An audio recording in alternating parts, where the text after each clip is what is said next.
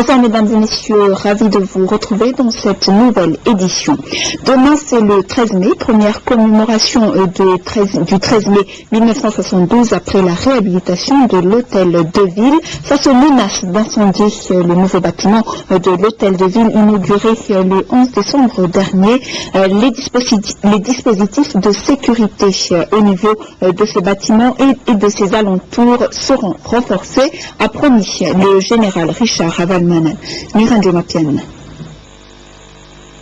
Que des manifestants se rendent ou non demain sur la place du 13 mai, le CIRGN prendra ses dispositifs pour maintenir l'ordre et la sécurité, tout comme il le fait en temps normal, c'est-à-dire lors des jours de fête et jours fériés.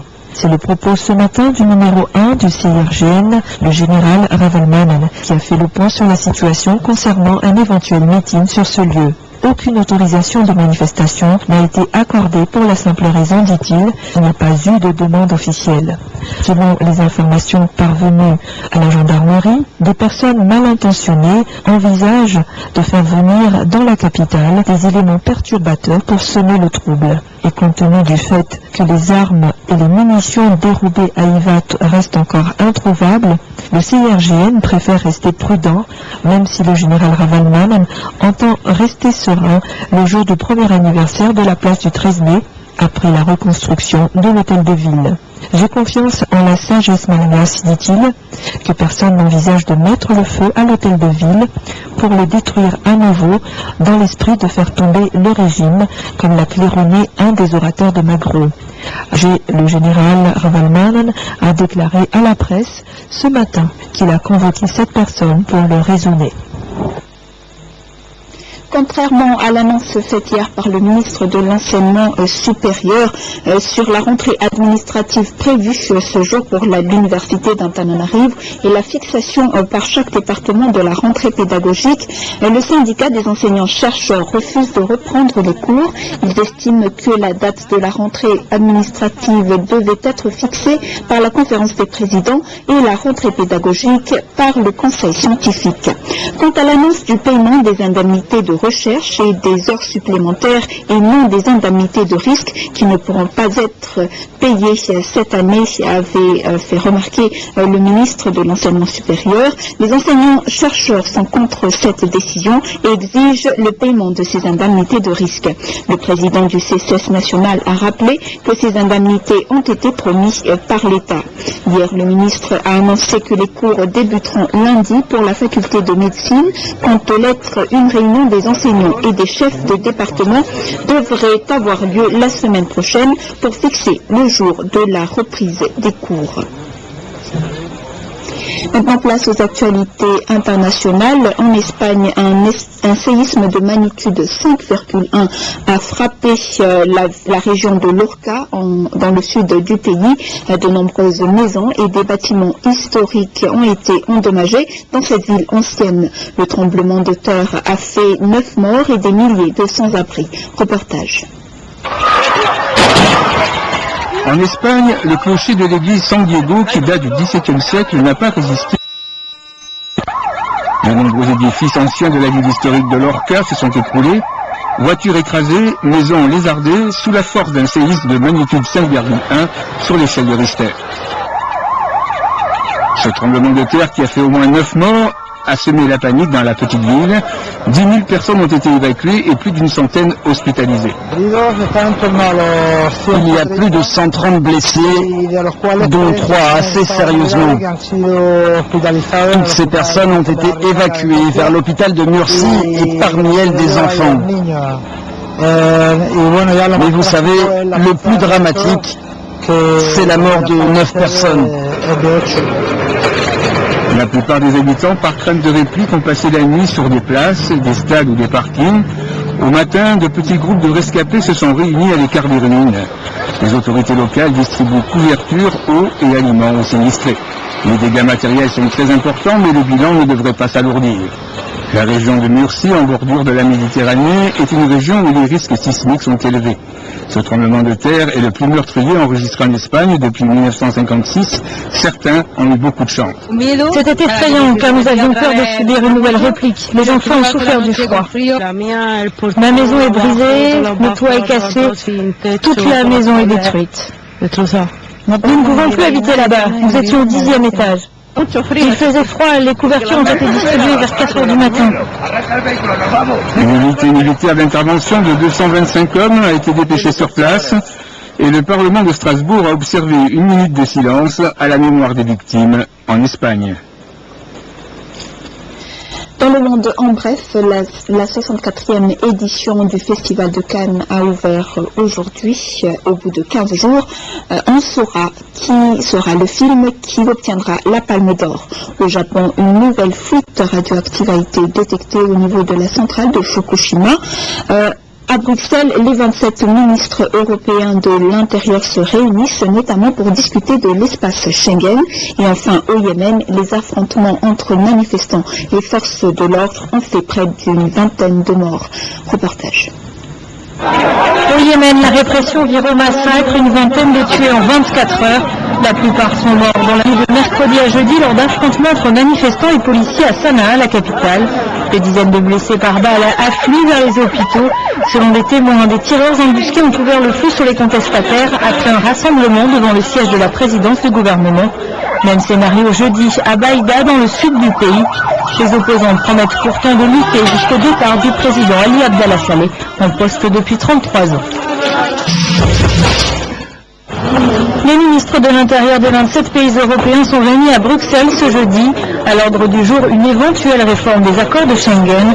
Ces textes garantissent la libre circulation des biens et des personnes en Europe. Aujourd'hui, la France réclame le rétablissement temporaire des contrôles aux frontières nationales. Une demande qui intervient après l'arrivée en Europe de milliers de migrants maghrébins. Mais le sujet fait débat. Les députés européens sont vent debout contre cette idée, alors qu'aucune décision ne pourra être entérinée sans leur accord.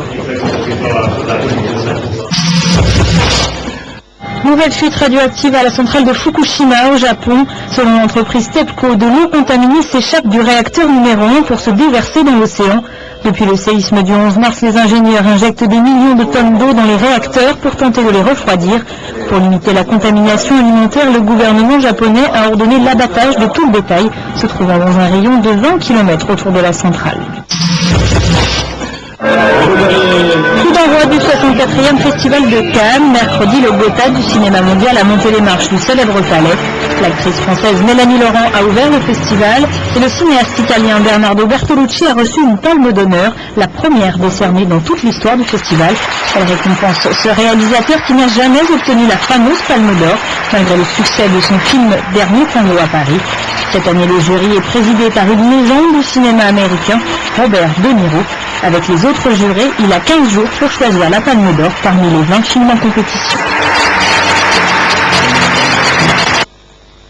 En Libye, l'aéroport de Misrata est tombé entre les mains des rebelles. Cette victoire intervient après 2 mois de combat autour de cette ville. Les forces loyalistes sont donc repoussées par les insurgés. Mercredi soir, le guide Muammar Kadhafi est apparu sur la télévision libyenne. Reportage. Les rebelles libyens se sont emparés mercredi de l'aéroport de Misrata, 3e ville du pays. C'est leur première victoire militaire après 2 mois de conflit. Une grande partie de la ville est désormais hors de portée de l'artillerie des forces gouvernementales qui se sont repliées sur la ville de Zliten, à 150 km de Tripoli. Au-delà du symbole, la prise de l'aéroport de Misrata va permettre de désenclaver la ville, soumise à un sévère blocus. Nous étions prisonniers des soldats de Kadhafi, encerclés, sans eau, sans nourriture, sans électricité. Et nous avons mangé de l'herbe et des feuilles. Ils ont détruit nos maisons et volé notre argent. Les insurgés tiennent désormais Misrata et Benghazi, mais les combats se poursuivent à Ajdabiya, Brega et dans l'ouest du pays. Si la rébellion semble mieux organisée, il n'est pas sûr que les frappes aériennes et l'entraînement des jeunes recrues suffisent à faire rapidement la différence. Mais cette première victoire semble galvaniser les troupes. Ces combattants rebelles s'entraînent au maniement des armes légères. Dans quelques semaines, si Dieu le veut, nous pourrons célébrer la libération du pays. Ils auront alors reçu une formation au combat en milieu urbain. Malgré les frappes qui se poursuivent sur Tripoli, le colonel Kadhafi semble toujours en place. La télévision d'État a diffusé des images le montrant en présence de plusieurs chefs tribaux. Il s'agit des premières images du dirigeant libyen depuis la frappe aérienne du 30 avril qui a tué son fils, Saïf El-Arab. Et en Côte d'Ivoire, cette journée, le 12 mai, a été instituée Journée nationale des martyrs par le président Alassane Ouattara. Cette journée a été créée à la mémoire des victimes des violences dues à la crise ivoirienne. C'est une journée de deuil qui a été marquée par une cérémonie au palais présidentiel du Plateau. Reportage. L'hommage aux victimes de la crise post-électorale a réuni autour du président Alassane Ouattara de nombreuses personnalités civiles et religieuses, mais aussi des représentants des familles des disparus. Une cérémonie de recueillement sur l'esplanade du palais présidentiel à Abidjan, où les drapeaux ont été mis en berne. Un deuil national sera observé pendant la mort des disparus et des blessés d'avant, pendant et après la crise post-électorale. La journée du 12 mai sera instituée Journée des martyrs. Je donne l'assurance à tous qu'aucun crime ne restera impuni. Une commission nationale d'enquête a déjà été constituée pour poursuivre, juger et punir les auteurs des exactions et des tueries. Dans le pays, les 3 journées de deuil n'ont pas été déclarées chômées. Les Ivoiriens ont vaqué ce jeudi à leurs occupations quotidiennes, comme ici à Abidjan. Le deuil national décrété par le président ivoirien est plutôt bien apprécié. Mais les Ivoiriens restent partagés sur la voie privilégiée pour réussir une véritable réconciliation nationale. La guerre est finie maintenant, il faut qu'on se réconcilie tous. Nous sommes tous des frères. On a un nouveau président qui dirige le pays. Je crois que nous devons être tous heureux. Et puis, la préparer dans ses actions, l'encourager. Il faut d'abord faire une justice pour voir ce qui s'est passé avant de te pardonner. Voilà. Sincèrement, c'est ce que moi je peux comprendre. Avant de te pardonner, il faudrait que je sache pourquoi mon frère est mort, pourquoi il a fait ça, pourquoi il est mort de cette façon. Vraiment, on pense qu'il faut vraiment faire la paix, mais pas la paix à n'importe quel prix. On a besoin de savoir ce qui s'est passé. Officiellement, la crise ivoirienne a fait près de 3000 morts, mais ce bilan pourrait s'alourdir. Depuis le retrait d'Abidjan, des miliciens qui se battaient pour défendre le pouvoir de Laurent Gbagbo, la situation n'est pas encore complètement stabilisée et on découvre d'autres victimes. Et pour finir, le président de la Haute Autorité de la Transition, Andjiri Maradzouel, est en visite en France. Il a été accueilli ce matin par le ministre des Affaires étrangères français. Une occasion pour les deux parties de discuter des réalités politiques malgaches et des avancées dans la sortie de crise, notamment dans l'application de la feuille de route proposée par la SADC. Vous pourriez suivre les échos de cette visite présidentielle en France dans nos prochaines éditions, mais aussi en version malgache dans une édition spéciale après ce journal avec Christian Rakoutoir-Souf. Je vous donne rendez-vous demain pour d'autres actualités. Bonne soirée à tous. Au revoir.